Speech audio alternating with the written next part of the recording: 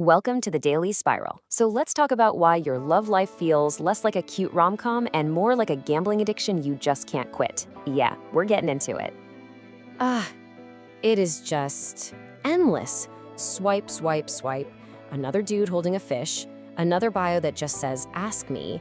Like, am I ever actually gonna find someone, or am I just gonna get carpal tunnel from rejecting the entire population of this city? It feels so hopeless. Okay, let's just get one thing straight. This feeling, it is not a you problem. It's not some personal failure. It's a design feature. You feel this way because the whole system is built to mess with your brain. You've basically been set up to fail from the start. I live for that little burst of color on my screen. I'm not even sure I'm looking for love anymore. I'm just chasing that it's a match animation. I am literally just a rat in a cage pressing a lever for a tiny pellet of validation. It's the only thing that makes me feel alive. Just one more match, please. Okay, so let's get into the real tea. These apps are designed with the exact same brain hacking tricks as slot machines. They are literally scientifically engineered to create a behavioral addiction. Let me break it down. So if you knew you got a match every, say, 10th swipe, you'd get bored, right? But because a match could come at any time, on the very next swipe, or in like 100 swipes, your brain stays on high alert. It's the not knowing that gets you hooked. And this right here is the loop you get trapped in. You swipe, nothing. You swipe again, still nothing. You keep going, chasing that little reward. And then, bam, you get a match, your brain gets a little hit of that feel-good chemical, and the whole cycle just starts all over again. You're training your brain to keep playing the game. And this number, this is why it feels so good. 400%. The dopamine hit from an unpredictable reward is up to 400% more powerful than from one you see coming. Your brain literally gets more of a thrill from the possibility of a match than from actually connecting with someone. The chase is better than the catch, period. Oh my God, but what if I actually match with someone I kind of like and we go on a date? What if the next person I could have swiped on was my literal soulmate? I can't commit to this coffee date because a hotter, funnier, better person might be just one swipe away. I'm paralyzed. This is my life. This is my actual inner monologue. I'm putting my entire existence on hold for a person who probably doesn't even exist. I am the main character in a tragedy of my own making, and the villain is some imaginary guy who for sure has bad taste in shoes anyway. Let me explain this like you're 5. It's called the paradox of choice. Imagine you go to buy jam. If there are 3 flavors, you pick one, you're happy. If there are 30 flavors, you spend 20 minutes stressing, buy nothing, and leave feeling like a total failure. Well, welcome to dating apps, the grocery aisle of romantic misery. So out in the real world, most people are satisficers. They look for someone who's good enough, and they build from there. But dating apps, they're designed to turn all of us into these chronically anxious maximizers, constantly searching for some flawless human that doesn't exist.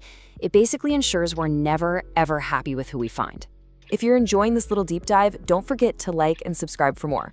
This whole paralysis thing creates another huge problem. When your brain has to process hundreds of faces, it just can't cope. So to save energy, it flips a switch. It stops looking for reasons to say yes and starts looking for any tiny reason to say no. His shirt is wrinkled. No. He used the wrong "your" in his bio. Disgusting. He looks like he might be a slow walker. Immediate veto. I have become a machine of pure, unfiltered judgment. I am destroying souls based on blurry group photos, and I feel nothing. All right, let's get into some hard truths. I'm about to be that toxic roommate who tells you what you need to hear, not what you want to hear. Fact 1. You know the ick? That sudden cringe feeling you get over something tiny and stupid? Yeah, that's not your intuition. That's your overwhelmed brain inventing a reason to reject someone just so it can narrow down the infinite choices. He wore the wrong socks? That's not a red flag. That's just your brain trying to save itself. It's something called collaborative filtering. Basically, if you swipe right on one finance bro, the app is like, oh, you like finance bros, and then it shows you every guy in boat shoes in a 10-mile radius. The algorithm traps you in an echo chamber based on its assumptions about your own bad taste. Let's be brutally honest here. You're not actually interested in the person in the profile. You're interested in the potential. of the person in the profile. You've built up this whole fantasy, this fantasy bond with a collection of pixels on a screen. You're in a situationship with a ghost. Okay, enough spiraling. Is there a way out of this digital hellscape? Yes, but it means you have to stop playing the game by the house rules. You have to break the system. I mean, this slide basically exposes the whole scam. The promise of infinite profiles just gives you decision paralysis. The promise of perfect filters makes you way too picky. The promise of a fun game just gets you addicted to validation. And the promise of abundance just makes you terrified of commitment.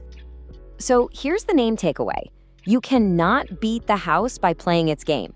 The algorithm wants you swiping forever. To actually win, you have to do the one thing it doesn't want you to do. Stop swiping and start connecting. So here's your escape plan.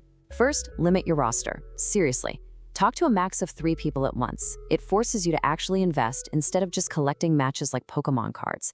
Second, get to the vibe check ASAP. Move from texting to a real-life situation. A quick call, a video chat, a coffee, as fast as you can. Find out if there's an actual human connection there, not just a well-written bio. So the next time you open that app, just ask yourself this. Are you trying to connect, or are you just collecting? Are you looking for a person, or just another dopamine hit? The answer might change everything. Don't forget to like and subscribe.